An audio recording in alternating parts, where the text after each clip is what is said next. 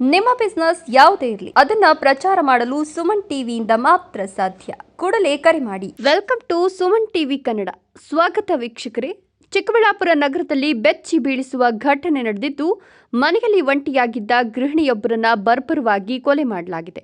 ಈ ಘಟನೆ ಈಗ ಇಡೀ ಚಿಕ್ಕಬಳ್ಳಾಪುರ ಜನರನ್ನ ಶಾಕ್ಗೆ ತಳ್ಳಿದೆ. ಹೌದು ವೀಕ್ಷಕರೇ, ಚಿಕ್ಕಬಳ್ಳಾಪುರ ನಗರದ ಕಂದವಾರ ಬಡಾವಣೆಯಲ್ಲಿ ನಡೆದಿರುವ ಈ ಭೀಕರ ಘಟನೆ ಇದೀಗ ಹಲವು ಅನುಮಾನಗಳಿಗೆ ಕಾರಣವಾಗಿದೆ. ಪುಷ್ಪಮಾಲಾ ಎಂಬ 28 ವರ್ಷದ ಗೃಹಿಣಿ ರಕ್ತದ ಮಡುವಿನಲ್ಲಿ ಮೃತ ಸ್ಥಿತಿಯಲ್ಲಿ ಪತ್ತೆಯಾಗಿದ್ದಾರೆ.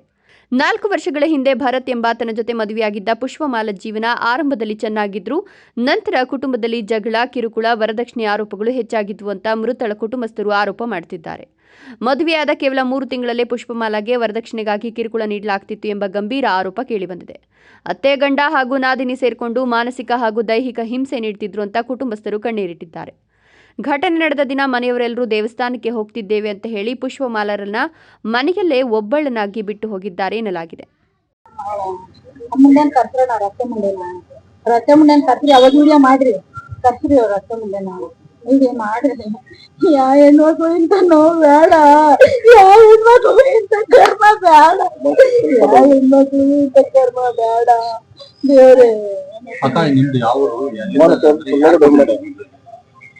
ನಾ ಬೆಂಗಳೂರವ್ರೆ, ಅವ್ರ ಅಣ್ಣ ತಮ್ಮದಿರ, ಅಮ್ಮನ ಅಣ್ಣ ತಮ್ಮಂದಿರೆ, ನಾನು ಇದ್ದಿ ಅಲ್ಲವ್ರೆ ನಮ್ಮ ತಾಯಿ ಮನೆ ಹತ್ರ ನಾನು ಇದ್ದೀನಿ ಮಾಡಿ ಅಂತ ಅಂದ್ರು.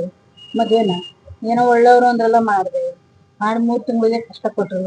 ಕೊಟ್ಮೇಲೆ ಆಷಾಢಕ್ಕೆ ಕಳ್ಸಿದ್ರು. ಅಲ್ಲಿ ಆಷಾಢಕ್ಕೆ ಕಳ್ಸ್ಬಿಟ್ಟು ಕರ್ಕೊಂಡೇ ಹೋಗಿಲ್ಲ. ಆಮೇಲೆ 9 ತಿಂಗಳು ನಾವೇ ಕಂಪ್ಲೇಂಟ್ ಕೊಟ್ಟು ಔಷಧಿ ಕೊಡ್ಬಿಟ್ಲು. ಅವ್ರು ಮದುವೆ ಮಾಡಕ್ ಸ್ಟಾರ್ಟ್ ಮಾಡಿದ್ರು. ನನ್ನ ಮಗಳು ಡೈವರ್ಸ್ ಆಗ್ತೇನೆ ನೀನು. ಆಮೇಲೆ ಮದುವೆ ಮಾಡೋಗಿ ಈ ವಿಷಯ ಗೊತ್ತಾಗಿ ಮಾತಾಗ ಹೋಗ್ಬಿಡ್ಬೇಕು. ಕುಡ್ಮೇಲೆ ಇವಳನ್ನ ಹಾಸ್ಪಿಟ್ಲಿಗೆ ಸೇರಿದಾಗ ಅಲ್ಲಿ ಕಂಪ್ಲೇಂಟ್ ಏನು ಎತ್ತಂತ ಕೇಳಿದಾಗ ಪೊಲೀಸ್ ಸ್ಟೇಷನ್ ಆಗಿ ಇದಾಯ್ತು. ಏನಾಯ್ತು ಕಂಪ್ಲೇಂಟ್ ಆಯ್ತು. ಎಲ್ಲ ಚಾಲು ಮಾಡಿ ಮಾತಾಡಿ ಕಳ್ಸಿದ್ರು. ಕಳ್ಸ್ಬಿಟ್ಟು ಚೆನ್ನಾಗಿದ್ಮೇಲೆ ಮುಂದೆ ಮಾಡ್ಸಿತಾನೆ ಇಲ್ಲ. ಅತ್ತೆ ಮುಂದೆ ಒಟ್ನಲ್ಲಿ ಪ್ಲಾನ್ ಮಾಡ್ತಾಳೆ. 2 ವರ್ಷದಿಂದ ಪ್ಲಾನ್ ಮಾಡವಳೆ ಹೆಂಗ್ ಸಾಯ್ಬೇಕು ಅಂತ. ಇವಾಗ ಸಾಯ್ತು ಎಲ್ಲ ಹೊಡೆದಿದ್ರು. ಸತ್ತಂತಲ್ಲ ಭಿಕ್ಷೆ ಬರಂಗ್ ಹೊಡೆದಿದ್ರು. ಭಿಕ್ಷೆ ಕೊಡಂಗ್ ಹೊಡೆದಿದ್ರು. ನನ್ ಮಗಳಿಗೆ ಹೊಡೆದಿದ್ರು. ನಾವ್ ಅವಾಗೂ ಏನು ಮಾತಾಡಿಲ್ಲ ಬಿಡು, ದೊಡ್ಡೋಳಲ್ವಾ. ಏನೋ ಒಂದ್ ಹೆಣ್ಣು ಅಲ್ವಾ, ಹೆಣ್ಮಗಳು ನಿಮ್ಮ ಅಕ್ಕ ಅನ್ಕೊಳಮ್ಮ ಅಂತ ನಾವು ಸುಮ್ಮನೆ ಆಗಬೇಕು. ಇಷ್ಟು ಟಾರ್ಚರ್ ಕೊಡು. ಆದ್ರೆ ನನ್ಗೆ ಅವ್ರ ಮೇಲೆ ಅನುಮಾನ, ಮನೆಯವ್ರ ಮೇಲೆ, ಅತ್ತೆ, ಮಗ, ನಾದ್ನಿಗಿರಿ ಅದ್ರ ಮೇಲೆ ಅನುಮಾನ ಇದೆ. ನಿನ್ನೆ 3 ಗಂಟೆಲಿ ನನ್ ಮಗಳು ಮಾಡಿದ್ಲು. ಬೆಳಗ್ಗೆನು ಮಾಡಿದ್ಲು, ಮಧ್ಯಾಹ್ನನು ಮಾಡಿದ್ಲು. ನೀನ್ ದೇವಸ್ಥಾನಕ್ಕೆ ಹೋಯ್ತವ್ರಂತಮ್ಮ, ನಾನು ಹೋಯ್ತೀನಿ ಅಂತ. ಆಯ್ತು ಹೋಗಮ್ಮ, ನೀನ್ ಸ್ವಲ್ಪ ಹೊತ್ತಿಗೆ ನೀನ್ ಬೇಡ ಮನೇಲೇ ಇರು, ದೀಪ ಹಚ್ಕೊಂಡು ನಾವ್ ಹೋಗ್ಬಿಟ್ಟು ಬರ್ತೀವಿ ಅಂತ ಬಂದ್ರು ಅಂತ ಅವ್ರ ಅತ್ತೆ. ಅದಾದ್ಮೇಲೆ ಈಗ ಮನೇಲಿ ಇದ್ಮೇಲೆ ಅವ್ರ ಅತ್ತೆ ಮನೇಲಿ ಇದ್ರು. ನಾದ್ನಿ ಮನೇಲಿ ಯಾಕಿದ್ಲು, ನಾದ್ನಿ ಮನೇಲಿ ಯಾಕೆ ಮಾಡ್ಕೊಂಡಿದ್ರು. ಅವಳ ನಾದ್ನಿ, ಇವಳು ಯಾವ್ದೋ ಅಜ್ಜಿ ಅವ್ರಮ್ಮ. ಅವ್ರಿಗೇನು ಆಗಿಲ್ಲ ನಮ್ಮ ನನ್ಗೆ ಇವಾಗ ಇನ್ನೊಂದು ನೀವು ವಿಡಿಯೋ ಮಾಡ್ತಾ ಇದ್ರಲ್ಲ, ಆ ಹುಡ್ಗಿ ಅವ್ರ ನಾದ್ನಿ ಎಲ್ಲವಳೆ ಅಂತ ನನ್ ಖಂಡಿತವಾಗ ನಂಗೆ ತೋರಿಸಿ. ನಾನು ಅವಳನ್ನ ಕೇಳ್ತೀನಿ ಏನಾಯ್ತು. ನಾವೇನು ಮಾಡಲ್ಲ, ಅವಳನ್ನ ಕೇಳ್ಕೊತೀನಿ ಏನಾಯ್ತಮ್ಮ ಅಂತ ಕೇಳ್ಕೊತೀನಿ. ಅವಳನ್ನ ತೋರಿಸಿ ಪ್ಲೀಸ್, ಎಲ್ಲಿದ್ದಾಳೆ ಹುಡುಕಿ ಅವಳನ್ನ ಕೇಳ್ಕೊತೀನಿ. ಯಾಕಂದ್ರೆ ನನ್ ಮಗಳು ಇಲ್ಲ ಕೇಳಕ್ಕೆ. ನನ್ ಮಗಳು ಮಾತಾಡಲ್ಲ ಕೇಳಿ. ಪ್ಲಾನ್ ಮಾಡಿದ ಪಕ್ಕಾ ಪ್ಲಾನ್ ಸರ್. ಎಷ್ಟು ವರ್ಷದಿಂದ ಜಗಳ ಐತಮ್ಮ? ಮದುವೆ ಆದಾಗ ಮದುವೆ 3 ತಿಂಗಳಿಂದಾನೇ ಜಗಳ. ಮದುವೆ ಎಷ್ಟು ತಿಂಗಳು ಆಯ್ತು? 4 ವರ್ಷ ಆಯ್ತು. ಆದ್ರೂ ಕಷ್ಟ ಆಗ್ಲಿ ಸಿಕ್ಕಾಗ್ಲಿ ಬಾಳ್ತೀನಮ್ಮ, ಕಷ್ಟ ಆಗ್ಲಿ ಸಿಕ್ಕಾಗ್ಲಿ ಬಾಳ್ತೀನಮ್ಮ ಅಂದ್ಲು ನನ್ ಮಗ. ಇತ್ತು ಅವ್ರ ಅಕ್ಕನ ಅವ್ರ ಅಮ್ಮನ ಮಾತು ಕೇಳಿ ನನ್ ಮಗಳು 9 ತಿಂಗಳು ಬಿಟ್ಬಿಟ್ಟಿದ್ದ. ಅವಾಗ ಅನುಮಾನ ಇತ್ತು ನನ್ ಮಾವನ್ ಮಗಳು ಸೋದರ ಮಾವ ಆಗ್ಬೇಕು. ನಾನು ಇವಾಗ ಒಂದು 4 ವರ್ಷ ಆಯ್ತು ಸರ್ ಮದುವೆಯಾಗಿ 4 ವರ್ಷ ಆಯ್ತು.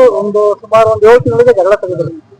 ವರದಕ್ಷಿಣೆ ಕಿರುಕುಳ ಅಂತ ಅಂದ್ರೆ ಟಾರ್ಚರ್ ಮಾಡಿದ್ದಾರೆ. ಅವ್ರಿಗೆ ಇಷ್ಟ ಇದ್ದು ತಂದೆ ತಾಯಿ ಏನ್ ಮಾಡಿ ಬಲವಂತ ಮಾಡಿ ಅವ್ರಿಗೆ ಮದುವೆ ಮಾಡಿದ್ದು. 7 ತಿಂಗಳಿಗೆ ಕರೆಕ್ಟಾಗಿ ಜಗಳ ತೆಗೆದು ಮನೆ ಕಳ್ಸಿದ್ರು ಸರ್. ಅವಳು ಆಷಾಢಕ್ಕೆ ಅಂತ ಬಂದವಳು 2 ತಿಂಗಳು 3 ತಿಂಗಳು ಮನೇಲೇ ಇದ್ಲು. ಕರ್ಕೊಂಡು ಹೋಗಿಲ್ಲ ಅವಳನ್ನ. ಇವ್ರು ಯಾರು ಬರಲಿಲ್ಲ ಕರ್ಕೊಂಡೋಗಿ. ಅವಳ ಮೇಲೆ ಅಫೆನ್ಸ್ ಇದೆ ಹಂಗೆ ಅಂದ್ಬಿಟ್ಟು ಜಗಳ ಮಾಡಿ ಅವಳ ಮೇಲೆ ಗೂಬೆ ಕೂರಿಸಿ, ಯಾಕಂದ್ರೆ ಇವ್ರನ್ನ ಬಿಡ್ಬೇಕಲ್ಲ ಆಚೆ ಕಡೆಗೆ. ಇವನ್ನ ಬಿಟ್ಬಿಟ್ಟು ಬೇರೆ ಇನ್ನೊಂದು ಮದುವೆ ಮಾಡೋಣ ಅಂತ ಪ್ಲಾನ್ ಮಾಡಿದ್ರು ಅವಾಗಲಿಂದ ಅವ್ರು. ಆಮೇಲೆ ಮತ್ತೆ ನಾವೇನ್ ಮಾಡಿದ್ವಿ, 2 ತಿಂಗಳಾದ್ಮೇಲೆ ನಾವು ಎಣ್ಣೆ ತಿಂದಿವಲ್ಲ ನಾವು, ಮತ್ತೆ ಏನ್ ಮಾಡಿ ಸಿಂಧಿಘಟ್ಟ ಕೊಂಡ್ಕೊಂಡೆ ಪೊಲೀಸ್ ಸ್ಟೇಷನ್ಗೆ ಹೋಗ್ಬಿಟ್ಟು ಕಂಪ್ಲೇಂಟ್ ಕೊಟ್ಟು ಅಲ್ಲಿಗೆ ಮತ್ತೆ ಭರತ್ ಮತ್ತೆ ಅವ್ರ ತಂದೆ ಬಂದು ಅಲ್ಲಿ ಮಾತಾಡ್ಬಿಟ್ಟು ನಾವು ಚೆನ್ನಾಗಿ ನೋಡ್ಕೋತೀವಿ ಅಂತ ಕರ್ಕೊ ಬಂದಿರ್ತಾರೆ. ಕರ್ಕೊ ಬಂದು ಸುಮಾರು ಇನ್ನೇನು 4 ತಿಂಗಳು ಆಯ್ತು. ಬಾಡಿಗೆ ಮನೆ ಮಾಡಿ ಬೇರೆ ಮನೇಲಿ ಇರಿಸಿದ್ರು. ಆಮೇಲೆ ನೋಡಿದ್ರೆ ತಿರ್ಗಾ ಜಗಳ ಆಗ್ತಾ ಇದ್ವಿ. ಪಾಪ ಅಮ್ಮ ಫೋನ್ ಮಾಡೋಳು, ನಮ್ಗೇನು ಗೊತ್ತಾಗ್ಲಿಲ್ಲ, ಇನ್ನು ಅಡ್ಜಸ್ಟ್ ಮಾಡ್ಕೊಂಡು ಹೋಗಮ್ಮ ಅಂತ ನಾವು ಹೇಳಿದ್ದು. ಇಲ್ಲಿ ನೋಡಿದ್ರೆ ಪ್ಲಾನ್ ಮಾಡಿ ಇವರು ಸಾಯ್ತಿರೋದಂತೂ ಖಂಡಿತ ಇವರೇನೆ. ಈ ಮನೆಯವರ ಸರ್ ಸಾಯ್ತಿರೋದು, ಬೇರೆ ಯಾರು ಬರಕ್ ಚಾನ್ಸೇ ಇಲ್ಲ.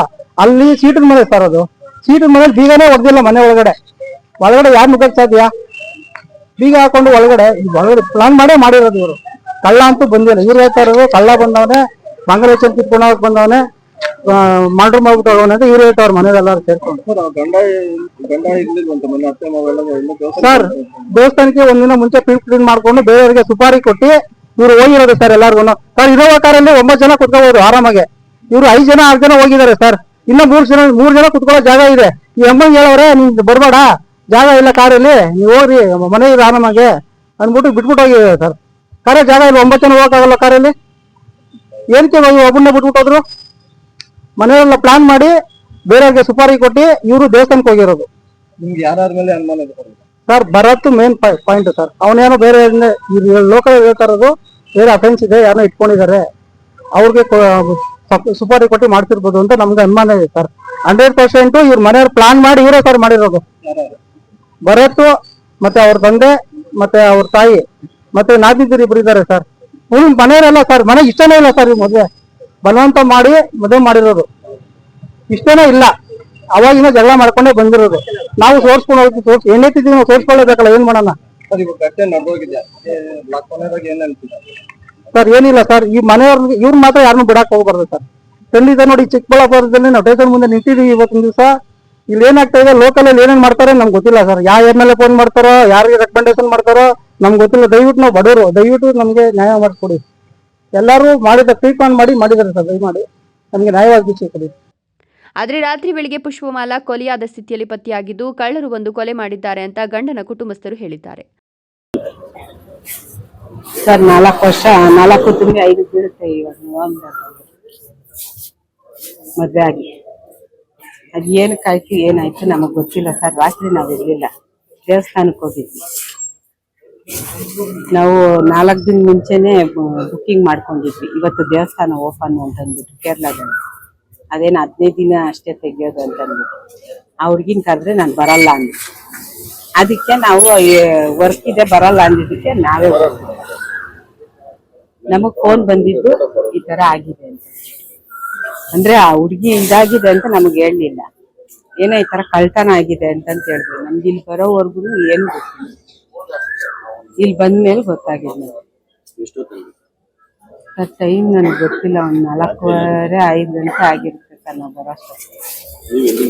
ನಾವು ಹತ್ತತ್ರ 300 ಕಿಲೋಮೀಟರ್ ಹೊಟ್ಟೋಗಿದ್ವಿ ಸರ್.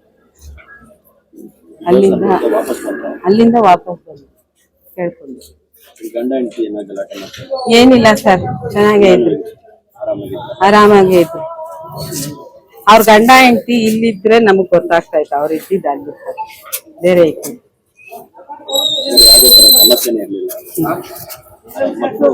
ಮಕ್ಳಿಲ್ಲ, ಚೆನ್ನಾಗಿದ್ರು ಸರ್.